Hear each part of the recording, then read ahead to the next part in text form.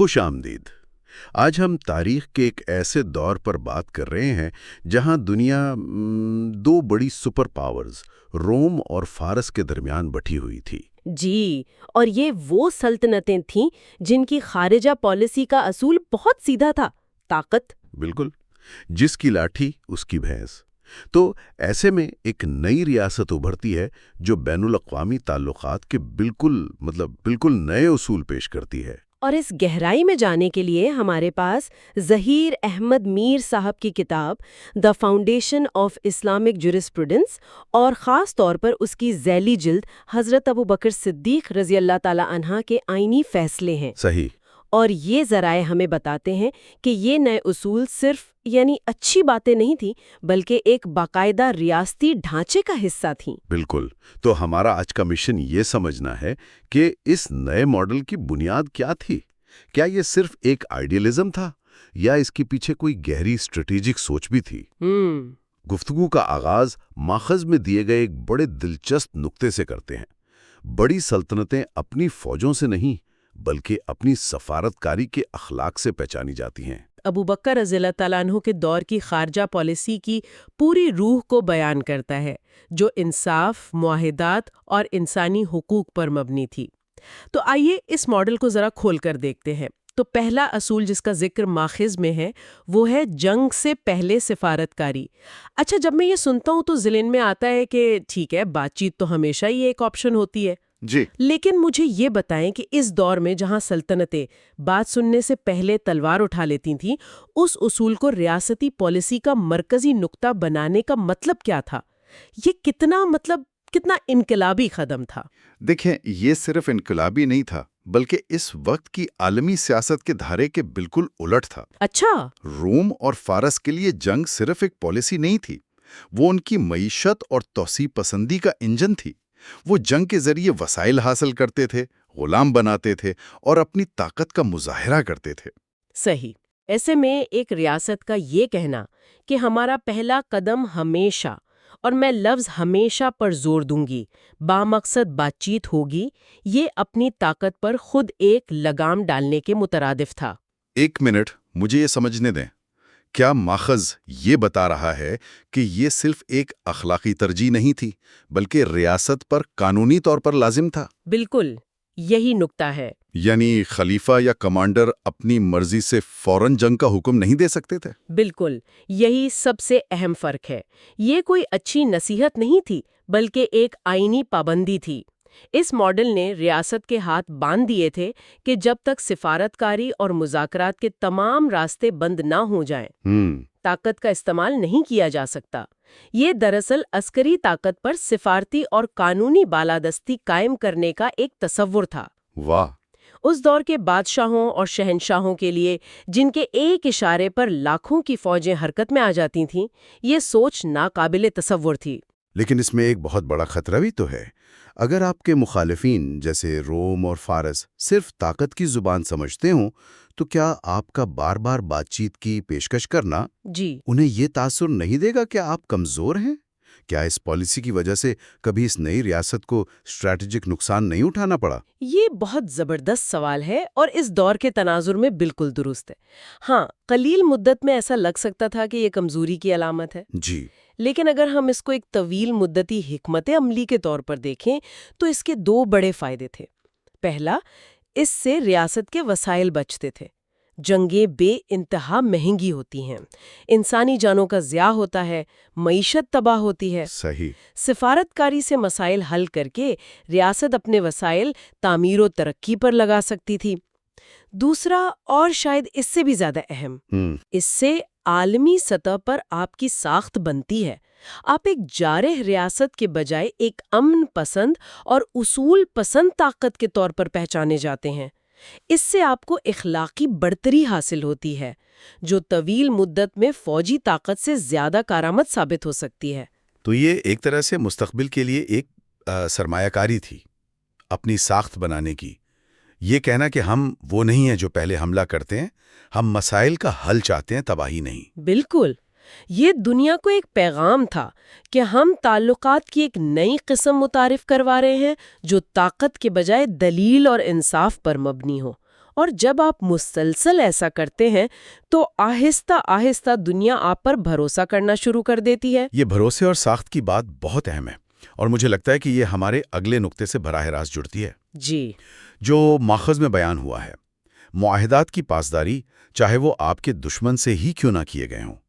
دوستوں سے کیے وعدے تو سب نبھاتے ہیں، لیکن جب آپ اپنے سب سے بڑے مخالف سے کیا گیا معاہدہ بھی نبھاتے ہیں تو اس کا کیا اثر ہوتا ہے؟ اس کا اثر یہ ہوتا ہے کہ آپ کی بات سونے کا بھاؤ رکھتی ہے۔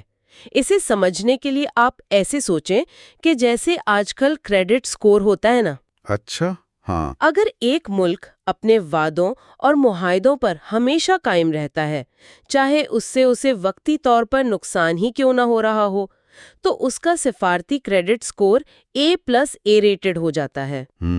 اس کا مطلب یہ ہے کہ مستقبل میں آپ کا دشمن بھی آپ کے ساتھ معاہدہ کرتے ہوئے ہچکچائے گا نہیں، کیونکہ اسے معلوم ہوگا کہ آپ کی زبان پتھر پر لکیر ہے۔ لیکن تاریخ تو ایسی مثالوں سے بھری پڑی ہے جہاں ریاستیں اپنے مفاد کے لیے معاہدے توڑ دیتی ہیں۔ کیا ماخذ میں کوئی ایسی مثال ہے جہاں اس اصول کو آزمایا گیا ہو؟ کوئی ایسا لمحہ جب معاہدہ توڑنا بہت فائدہ مند نظر آ رہا ہو، لیکن صرف اصول کی خاطر اس پر قائم رہا گیا ہو؟ جی، تاریخ میں ایسی کئی مثالیں ملتی ہیں۔ ماخوذ اس فلسفے پر زور دیتا ہے کہ معاہدے کا تقدس ریاست کے وقتی مفاد سے بالاتر ہے۔ صحیح۔ جب آپ ایک معاہدہ کرتے ہیں تو آپ دراصل اپنی عزت اور ساکھ کو داؤ پر لگا رہے ہوتے ہیں۔ اگر آپ اسے ایک چھوٹے سے فائدے کے لیے توڑ دیتے ہیں تو آپ شاید وہ جنگ جیت جائیں، لیکن آپ مستقبل میں سفارت کاری کا دروازہ اپنے لیے بند کر لیتے ہیں۔ یعنی کوئی آپ پر دوبارہ اعتبار نہیں کرے گا؟ بالکل۔ اس کے برعکس، جب آپ ایک مشکل معاہدے پر قائم رہتے ہیں تو آپ یہ ثابت کرتے ہیں کہ آپ کے اصول بکاؤ نہیں ہیں۔ تو یہ صرف اخلاقیات کا معاملہ نہیں، بلکہ یہ ایک انتہائی عملی اور دور اندیش خارجہ پالیسی ہے۔ آپ یہ کہہ رہی ہیں کہ ساکھ خود ایک اسٹریٹجک اثاثہ ہے؟ بالکل، شاید سب سے بڑا اثاثہ۔ روم اور فارس جیسی سلطنتیں موقع پرست تھیں۔ جب وہ کمزور ہوتیں تو معاہدے کرتیں، اور جب طاقتور ہو جاتیں تو انہیں رون دیتیں۔ نتیجہ یہ تھا کہ ان کے درمیان کبھی حقیقی امن قائم نہیں ہو سکا۔ ہمیشہ ایک بے یقینی اور خوف کی فضا رہتی تھی۔ اس کے برعکس یہ نیا ماڈل ایک قابل اعتماد اور مستحکم عالمی نظام کی بنیاد رکھ رہا تھا۔ ٹھیک ہے، تو ہم نے دیکھا کہ یہ ریاست اپنے بیرونی تعلقات میں اصولوں پر سختی سے کاربند تھی، لیکن ریاست کے اندر کا ماحول کیسا تھا؟ جی، خاص طور پر ان لوگوں کے لیے جو ریاست کے اکثریتی مذہب سے تعلق نہیں رکھتے تھے۔ یہاں ہمارا تیسرا اصول سامنے آتا ہے: غیر مسلم شہریوں کا تحفظ۔ یہ ایک ایسا شعبہ ہے جہاں یہ ماڈل اپنے وقت سے صدیوں آگے تھا۔ اچھا، اس دور کا عام رواج یہ تھا کہ فاتح قوم مفتوحہ علاقوں کے لوگوں کو یا تو اپنا مذہب قبول کرنے پر مجبور کرتی تھی، یا انہیں دوسرے درجے کا شہری بنا دیتی تھی، یا پھر انہیں غلام بنا لیتی تھی۔ ایک منٹ، مجھے یہاں ایک بات واضح کرنی ہے۔ کیا ماخذ یہ کہہ رہا ہے کہ یہ صرف برداشت یا رواداری کی بات نہیں تھی کہ ٹھیک ہے آپ جیسے بھی ہیں رہیں، ہم آپ کو کچھ نہیں کہیں گے؟ کیا یہ اس سے بڑھ کر کچھ تھا؟ بہت اہم نقطہ اٹھایا آپ نے۔ یہ برداشت سے کہیں آگے کی بات تھی۔ یہ ایک ایسی فعال آئینی ذمہ داری تھی۔ آئینی ذمہ داری؟ جی، ریاست صرف انہیں نظر انداز نہیں کر رہی تھی، بلکہ وہ ان کے حقوق کی ضامن تھی۔ اس کا مطلب تھا کہ اگر کوئی غیر مسلم شہری کے جان، مال، عزت یا عبادت گاہ پر حملہ کرتا ہے تو ریاست اپنی پوری طاقت سے اس شہری کا دفاع کرے گی۔ بالکل اسی طرح جیسے وہ کسی مسلمان شہری کا کرتی۔ بالکل ویسے ہی۔ ان کے ذاتی معاملات جیسے شادی اور وراثت ان کے اپنے مذہبی قوانین کے مطابق طے ہوتے تھے۔ ریاست ان میں مداخلت نہیں کر سکتی تھی۔ تو اس کا مطلب ہے کہ شہریت کی بنیاد مذہب نہیں بلکہ ریاست سے وفاداری اور قانون کی پاسداری تھی۔ یہ تو ایک بہت ہی جدید سیکولر ریاست کا تصور لگتا ہے۔ آپ اسے اس طرح سے دیکھ سکتی ہیں کہ انصاف کا معیار سب کے لیے ایک تھا۔ ریاست کی نظر میں تمام شہری برابر تھے، چاہے ان کا عقیدہ کچھ بھی ہو۔ یہ باقاعدہ قانون تھا جس پر عمل درآمد کروانا ریاست کا فرض تھا۔ اور ظاہر ہے اس کا ریاست کے استحکام پر بھی گہرا اثر پڑتا ہوگا۔ یقیناً، اس سے معاشرے میں داخلی امن اور ہم آہنگی پیدا ہوتی ہے۔ جب لوگوں کو یہ ڈر نہیں ہوتا کہ ان کے عقیدے کی بنیاد پر ان کے ساتھ امتیازی سلوک کیا جائے گا، تو وہ ریاست کی معاشی اور سماجی ترقی میں دل و جان سے حصہ لیتے ہیں۔ تو یہ پالیسی صرف انسانی حقوق کا معاملہ نہیں تھی، بلکہ ایک مستحکم ریاست کی تعمیر کے لیے ایک انتہائی دانشمندانہ حکمت عملی بھی تھی۔ جی بالکل۔ ٹھیک ہے، تو آئیے ان سب نکات کو جوڑ کر دیکھتے ہیں۔ ہمارے پاس 3 ستون ہیں: طاقت سے پہلے بات چیت، ہر حال میں معاہدوں کا احترام اور تمام شہریوں کے حقوق کا تحفظ۔ ماخوذ اسے ایک انوکھا عالمی ماڈل کہتا ہے۔ جب ہم اس کا موازنہ روم اور فارس کی سلطنتوں سے کرتے ہیں تو وہ بنیادی فرق کیا ہے جو اسے اتنا منفرد بناتا ہے؟ اگر مجھے ایک جملے میں جواب دینا ہو تو وہ فرق ہے اخلاقی مستقل مزاجی کا، یعنی مورل کنسسٹنسی کا۔ اخلاقی مستقل مزاجی؟ جی، روم اور فارس کے لیے اصول اور اخلاقیات صرف اوزار تھے جنہیں وہ اپنے مفاد کے مطابق استعمال کرتے تھے۔ ان کے ہاں دوہرے معیار تھے، اپنے شہریوں کے لیے ایک قانون اور مفتوحہ علاقوں کے لوگوں کے لیے دوسرا۔ یعنی اصول ہر حال میں لاگو ہوتے تھے، چاہے حالات آپ کے موافق ہوں یا مخالف، چاہے آپ طاقتور ہوں یا کمزور۔ بالکل، یہی اس ماڈل کی روح ہے۔ یہاں دوہرا معیار نہیں تھا، جو اصول اپنے لیے تھے وہی دوسروں کے لیے بھی تھے، جو حقوق مسلمانوں کے تھے وہی قانونی تحفظ غیر مسلم شہریوں کو بھی حاصل تھا۔ صحیح۔ یہ ایک ایسی خارجہ پالیسی تھی جس کی بنیاد اخلاقیات اور انصاف پر رکھی گئی تھی، نہ کہ صرف وقتی مفادات پر۔ روم اور فارس کی سلطنتیں طاقت، توسیع پسندی اور معاشی استحصال پر قائم تھیں، جبکہ یہ ماڈل انصاف، اعتماد اور انسانی وقار پر مبنی تھا۔ تو آج ہم نے حضرت ابوبکر رضی اللہ تعالی عنہ کے دور کی خارجہ پالیسی کے ان بنیادی ستونوں کو سمجھنے کی کوشش کی جو ماخذ میں بیان ہوئے ہیں۔ ہم نے دیکھا کہ کس طرح سفارت کاری کو طاقت پر، معاہدوں کی پاسداری کو وقتی فائدے پر اور تمام شہریوں کے حقوق کے تحفظ کو ریاستی پالیسی کا لازمی حصہ بنایا گیا۔ اور اس گفتگو کے اختتام پر ایک سوال سننے والوں کے لیے چھوڑا جا سکتا ہے۔ جی ضرور۔ اگر سفارت کاری، معاہدوں کی پاسداری اور اقلیتوں کے حقوق جیسے اصول تقریباً 1400 سال پہلے ایک ریاست کی بنیاد سمجھے جاتے تھے اور انہیں صرف اخلاقی نہیں بلکہ اسٹریٹجک طور پر بھی کامیاب مانا جاتا تھا، تو اس تاریخی ماڈل کے کون سے پہلو آج کے جدید بین الاقوامی تعلقات اور خارجہ پالیسی کی پیچیدہ بحث کو ایک نئی، زیادہ پائیدار دشا دکھا سکتے ہیں؟ تک کہ تجارت کو بھی ایک اخلاقی ضابطے میں باندھنے کی کوشش کی۔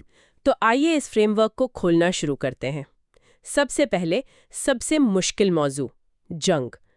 ہمارے ماخذ میں مقدمہ نمبر 92 کا ذکر ہے، جنگ کے اخلاقی اصول، اور خلاصے میں ایک بڑی واضح بات لکھی ہے: امن پہلے، جنگ بعد میں۔ یہ بات تو اس عام خیال کو چیلنج کرتی ہے کہ ابتدائی دور صرف فتوحات کا تھا۔ اس کا مطلب تو یہ ہوا کہ جنگ ایک مجبوری تھی، پہلی ترجیح نہیں تھی۔ بالکل، اور یہ صرف ایک نعرہ نہیں تھا۔ دیکھیں، ان اصولوں کی بنیاد اس سوچ پر تھی کہ جنگ کا مقصد تباہی پھیلانا نہیں بلکہ ظلم کو روکنا اور امن قائم کرنا ہے۔ اس لیے جنگ شروع کرنے سے پہلے تمام راستے یعنی مذاکرات، سفارت کاری، وہ سب استعمال کرنا لازمی تھا۔ لیکن جو چیز اس سے بھی زیادہ دلچسپ ہے وہ یہ ہے کہ اگر جنگ ناگزیر ہو بھی جائے تو اس کے لیے بھی سخت قوانین تھے۔ مثلاً عام شہریوں، عورتوں، بچوں، بوڑھوں کو نشانہ بنانے کی سختی سے ممانعت تھی، یہاں تک کہ فصلوں کو تباہ کرنے، درختوں کو کاٹنے اور عبادت گاہوں کو نقصان پہنچانے سے بھی روکا گیا۔ یہ تو بہت حیران کن ہے، یعنی یہ صرف انسانی جانوں کا تحفظ نہیں تھا بلکہ پورے ماحول اور معاشرتی ڈھانچے کا تحفظ بھی تھا۔ لیکن ایک سوال ذہن میں آتا ہے، یہ اصول تو بہت مثالی لگتے ہیں، کیا عملی طور پر ان پر عمل درآمد بھی ہوتا تھا؟ کیا ذرائع میں ایسی کوئی مثالیں ہیں جہاں کسی کمانڈر کو ان اصولوں کی خلاف ورزی پر جواب دہ ٹھہرایا گیا ہو؟ بہت اچھا سوال ہے۔ دیکھیں، ان اصولوں کی طاقت یہ تھی کہ یہ صرف حکومتی پالیسی نہیں تھے، ان کی حیثیت ایک مذہبی اور اخلاقی فریضے کی تھی۔ خلیفہ کی طرف سے فوج کے سپہ سالار کو جو ہدایات دی جاتی تھیں وہ بہت واضح ہوتی تھیں۔ تاریخ میں ایسی روایات موجود ہیں جہاں سپہ سالاروں کو واضح طور پر کہا گیا کہ وہ ان حدود کو پار نہ کریں۔ ان کی خلاف ورزی صرف ایک فوجی غلطی نہیں بلکہ ایک گناہ سمجھی جاتی تھی، اور اسی جواب دہی کے تصور نے ان اصولوں کو صرف کتابی باتیں نہیں رہنے دیا بلکہ میدان جنگ کی حقیقت بنانے میں مدد دی۔ اور جب جنگ ختم ہو جاتی تھی تب کیا ہوتا تھا؟ یہاں مقدمہ نمبر 96 کا ذکر آتا ہے، قیدیوں کے حقوق اور انسانی احترام۔ یہ تو اور بھی انقلابی بات لگتی ہے۔ اس دور میں تو جنگی قیدیوں کو غلام بنا لینا یا قتل کر دینا یہ تو عام رواج تھا۔ بالکل، یہی وہ نقطہ ہے جو اس نظام کو منفرد بناتا ہے۔ ان اصولوں کے مطابق ایک بار جب دشمن ہتھیار ڈال دے اور قیدی بن جائے تو وہ دشمن نہیں رہتا، وہ ایک بے بس انسان بن جاتا ہے جس کے حقوق ہیں، اور یہ حقوق صرف زندہ رہنے تک محدود نہیں تھے۔ تاریخ میں مثالیں ملتی ہیں کہ جنگ کے بعد جب قیدی لائے گئے تو خود حضرت ابو بکر رضی اللہ تعالیٰ عنہ نے حکم دیا کہ ان کے کھانے پینے کا خیال رکھا جائے، انہیں وہی کھانا دیا جائے جو مسلمان خود کھا رہے ہیں، انہیں موسم کی سختی سے بچانے کے لیے لباس فراہم کیا گیا۔ یہ اس دور کے لیے ایک ناقابل تصور بات تھی جب قیدیوں کو مال غنیمت سمجھا جاتا تھا۔ یعنی یہ ایک طرح سے 7ویں صدی کا جنیوا کنونشن تھا۔ یہ موازنہ شاید تھوڑا زیادہ ہو، لیکن جو بنیادی روح ہے وہ تو وہی لگتی ہے کہ جنگ کی بھی کچھ حدود ہوتی ہیں اور انسانی وقار ہر حال میں مقدم ہے۔ آپ کہہ سکتی ہیں، لیکن ایک بنیادی فرق کے ساتھ۔ جنیوا کنونشنز ریاستوں کے درمیان ایک سیکولر معاہدہ ہے، جبکہ ان اصولوں کی بنیاد ایک الہامی تصور پر تھی کہ تمام انسان چاہے وہ دوست ہوں یا دشمن، خدا کی مخلوق ہیں اور ان کا احترام لازم ہے۔ یہ سوچ ان اصولوں کو ایک زیادہ گہری اخلاقی بنیاد فراہم کرتی ہے۔ یہ صرف قانون کا معاملہ نہیں بلکہ ایمان کا معاملہ تھا۔ اچھا، تو یہ انسانی وقار کا اصول صرف جنگ کے میدان تک تو محدود نہیں ہوگا نا؟ میرا مطلب ہے، اگر آپ اپنی دشمن کے وقار کا خیال رکھ رہی ہیں تو پھر ان لوگوں کے ساتھ کیا سلوک ہوتا ہوگا جو آپ کی ریاست کا حصہ بنتے ہیں لیکن ان کا مذہب یا کلچر مختلف ہے؟ یہ ہمیں ہمارے اگلے نقطے کی طرف لاتا ہے، مقدمہ نمبر 93، مقامی رسومات اور شناخت کا احترام۔ بالکل، یہ اصول دراصل ایک وسیع اور کثیر و ثقافتی ریاست کو چلانے کی بنیاد تھا۔ جب اسلامی ریاست عرب سے باہر پھیلی تو اس کا سامنا مختلف تہذیبوں، مذاہب اور زبانوں سے ہوا۔ اس وقت دو راستے تھے، یا تو سب کو زبردستی ایک رنگ میں رنگ دیا جائے یا ان کی شناخت کا احترام کیا جائے۔ ان اصولوں نے دوسرے راستے کا انتخاب کیا۔ فتح شدہ علاقوں کے لوگوں کو ان کے مذہبی قوانین پر عمل کرنے کی آزادی دی گئی، ان کی عبادت گاہوں کو تحفظ فراہم کیا گیا اور ان کے مقامی رسم و رواج میں مداخلت نہیں کی گئی۔ لیکن کیا یہ ہمیشہ اتنا آسان تھا؟ ذرائع میں ایسی کوئی مثال ہے جہاں اس اصول کو نافذ کرنا مشکل ثابت ہوا ہو؟ مثلاً اگر کوئی مقامی رسم ریاست کے مرکزی قانون سے ٹکراتی ہو تو کیا ہوتا تھا؟ یقیناً یہ چیلنجز موجود تھے۔ اس کا حل ایک طرح کے قانونی دائرہ کار کی تقسیم میں نکالا گیا، یعنی عوامی قانون، پبلک لا، جیسے ریاست کی سیکیورٹی، ٹیکس اور فوجداری جرائم، وہ مرکزی حکومت کے تحت آتے تھے۔ لیکن جو ذاتی معاملات تھے، پرسنل لا، جیسے شادی، طلاق، وراثت، اس میں ہر کمیونٹی کو اپنے قوانین پر عمل کرنے کی آزادی تھی۔ ہاں، اگر کوئی مقامی رسم عوامی امن و امان کے لیے خطرہ بنتی یا کسی بنیادی انسانی اصول کی خلاف ورزی کرتی تو ریاست مداخلت کر سکتی تھی۔ یہ ایک بہت نازک توازن تھا جو جبری انضمام کے بجائے بقائے باہمی کے اصول پر قائم تھا۔ اور یہ صرف ایک اخلاقی اصول نہیں بلکہ ایک انتہائی کامیاب اور پائیدار حکمرانی کی حکمت عملی بھی تھی۔ اب ایک ایسے تصور کی طرف آتے ہیں جو آج کے دور میں بھی بہت متنازع ہے، انٹیلیجنس یا جاسوسی۔ مقدمہ نمبر 94 ہے، اخلاقی خفیہ معلومات کا استعمال۔ ایک منٹ، اخلاقی انٹیلیجنس، یہ دونوں لفظ تو ایک ساتھ عجیب لگتے ہیں۔ آج کل کی دنیا میں تو جاسوسی کا مطلب ہی دھوکہ، فریب اور بعض اوقات تشدد ہوتا ہے۔ یہ کیسے ممکن ہے کہ 7ویں صدی میں کوئی ضمیر کے ساتھ جاسوسی کی بات کر رہا ہو؟ یہ تو بالکل ہی الگ سوچ ہے۔ یہ واقعی ایک بہت گہرا نقطہ ہے۔ اس کا مطلب یہ نہیں کہ معلومات اکٹھی نہیں کی جاتی تھیں، کیونکہ کسی بھی ریاست کی سلامتی کے لیے یہ ضروری ہے، لیکن اس تصور کا مطلب یہ ہے کہ معلومات اکٹھا کرنے کا عمل بھی اخلاقی حدود کا پابند ہے۔ مثال کے طور پر، کیا آپ کسی بے گناہ شخص کو پھنسا کر معلومات حاصل کر سکتے ہیں؟ کیا آپ کسی معاہدے کی خلاف ورزی کر کے جاسوسی کر سکتے ہیں؟ کیا آپ تشدد کا استعمال کر سکتے ہیں؟ یہ اصول کہتا ہے کہ نہیں۔ مقصد کتنا ہی اہم کیوں نہ ہو، اس کے حصول کے لیے استعمال ہونے والے ذرائع بھی جائز ہونے چاہیے۔ تو اس فریم ورک میں بلیک سائٹس یا انہینسڈ انٹیروگیشن جیسی چیزوں کی کوئی گنجائش نہیں ہوگی۔ یہ تو آج کی سب سے بڑی طاقتوں کے لیے بھی ایک بہت بڑا چیلنج ہے کہ سیکیورٹی اور اخلاقیات میں توازن کیسے رکھا جائے۔ بالکل، یہ اصول اس نظریے کو رد کرتا ہے کہ ریاست کی بقا کے لیے سب کچھ جائز ہے۔ یہ کہتا ہے کہ ریاست یہاں تک کہ اپنے سب سے خفیہ کاموں میں بھی ایک اخلاقی ضابطے کی پابند ہے۔ یہ ریاستی حکمت عملی کی بحث میں ایک بہت ہی پیچیدہ اور اہم نقطہ ہے، اور یہ سوچنا حیران کن ہے کہ اس پر 1400 سال پہلے غور کیے جا رہا تھا۔ اچھا، تو اب تک ہم نے جنگ، امن، حکمرانی اور انٹیلیجنس کے اصولوں پر بات کی۔ یہ سب مل کر ایک مستحکم اور محفوظ ماحول بناتے ہیں۔ اس استحکام کا سب سے بڑا فائدہ کسے ہوتا ہوگا؟ میرا اندازہ ہے تجارت کو۔ جب آپ نے محفوظ تجارتی راستے کی بات کی تو میرے ذہن میں فوراً سلک روڈ آ گیا۔ کیا ہم یہ کہہ سکتے ہیں کہ مقدمہ نمبر 95 تجارت، معیشت اور عالمی تحفظ اسی عالمی نیٹ ورک کا حصہ تھا؟ آپ نے بالکل صحیح جوڑ ملایا ہے۔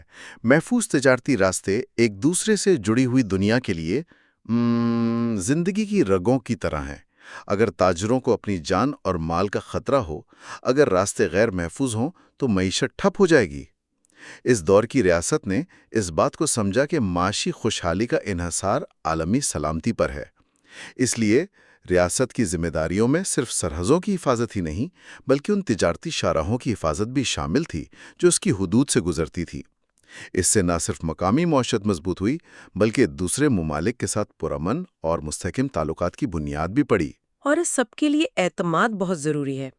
کوئی تاجر ہزاروں میل کا سفر کیوں کرے گا اگر اسے یہ بھروسہ نہ ہو کہ منزل پر پہنچ کر اس کے ساتھ دھوکہ نہیں ہوگا؟